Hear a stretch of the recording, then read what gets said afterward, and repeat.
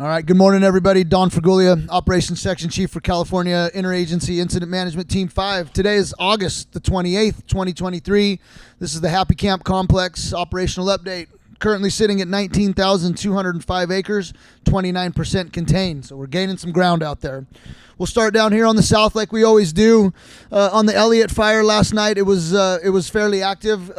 These two fires, if you remember from days past, the Schwillup and the Elliott have burned together. So now we're referring to this fire on the south end of the complex as the Elliott fire. Down on the south end, fire continues to hold in Dillon Creek, and we expect that to continue in the coming days. However, there are some fires from another complex farther to the south from the Six Rivers complex. And so we are making some plans out there in conjunction with another incident management team. Nothing that people really need to be concerned about, though. Up into the north end of the Elliott fire, we had a good day yesterday. A lot of mop-up and perimeter control going on here on the north and the east flanks of Division Hotel, right? That's that geographic area that we talk about. And it's looking good in here. Everything's holding. And we expect to see black on the map. That's that good containment that where we show it. You see pieces of black here. You're going to see some black continue to grow as we feel comfortable out there with the mop up. It's where we're getting the fire off of the edge and mopping it up and putting it out. Really, the big story to tell you guys about today is in division on the U-Fish fire and on the Malone fire, right? So these fires we've been looking at for the last couple of days, last 12 days actually, right? Where we're looking at trying to pick these up right where they sit, and it's just not possible. It's not safe for the firefighters. So what we're going to do, last night the U-Fish fire was active, and we did bring some fire out along a two-track road towards our containment line, and we did bring fire up here to the north to right about this area right here at Buzz Peak. And so the fire effects out there last night were great. We really saw what we would consider good fire on the landscape. Not a lot of trees torching out. However, that is here along the perimeter. That's line that we need to hold, right? And we need to protect the community of Happy Camp. That's our number one priority for why we're initiating this firing down on the U-Fish and the Malone. And to that end, we got that effect last night where we're going to be able to hold this line and keep the fire where we want it. We went on offense last night, for lack of a better term, and we're feeling pretty good about the conditions that are out there. We know probably that this morning in Happy Camp, the smoke conditions are fairly thick down there, and so you can expect that to continue for a couple of more days while we finish up.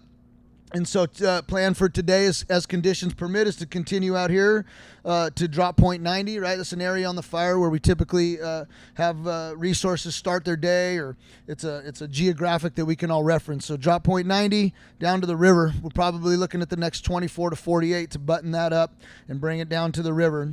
Over on the Malone fire, we took fire south last night and turned the corner at Titus Peak and came down towards Elk Creek. Kind of ran into some scabby fuels in there, as well as quite a bit of moisture and wet in the drainages down there. And so we hung it up. We lost our window. The relative humidity came up last night, and so it wasn't burning very good. Plan to continue there today as conditions permit. And again, that is the primary goal there. Only really goal is to protect the community of Happy Camp.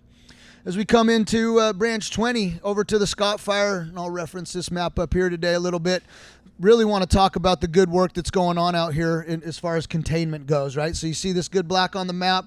This is all crews, right? So you see some dozer line, but really these H's, they represent hand line, and so that's these guys that are doing chainsaws and hand tools, and they're cutting this whole edge out. It's a huge project.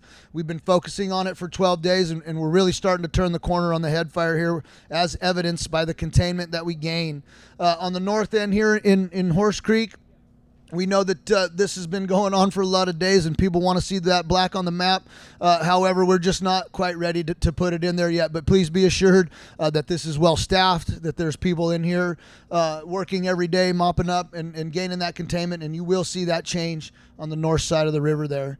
Down south here in where the fire's starting to move out into the Klamath National Forest, you see that H. That's all good hand line. It's in, and we're going to gain that containment. A little bit of heat in here. It's continuing to challenge us. The terrain is steep. These contour lines don't really represent how steep it is out there. And so you'll see that continue to gain that containment in the coming days. We don't expect any movement out of that. Over to the Scott fire. We did have some drone work in here last night. Got a good perimeter. Got some good infrared, and this island out here, for lack of a better term, is really just a bunch of scabby rocks and stuff like that. So I don't know that will ever fill in. There's really no fuel out there to burn, and so you see black on the map here. Again, good work with our cooperators, Cal Fire. They're staffing this up, and we'll continue to do so in the coming days. And again, with all of these fires, primary goal for us is to get people back into their homes as soon as possible.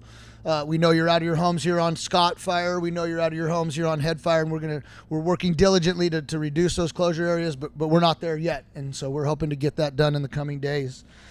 Last story, we're going to go down to the lake fire, to our wilderness fire. We have line all the way around that thing. It's just kind of the reason you're not seeing a lot of black on the map down there on the lake is just because of the challenging terrain, and the fuels out there are just heavy. They're old, and a lot of mop up in days to come. We don't expect that fire to grow. We expect the fire to continue to be contained. So with that, we're going to have a virtual public meeting tonight, and get on there early, get your questions in. Operations will be there to answer them. If it's not me, it'll be one of the people I work closely with. They'll have answers to your questions. So please join us tonight, and with that, we'll see you tomorrow.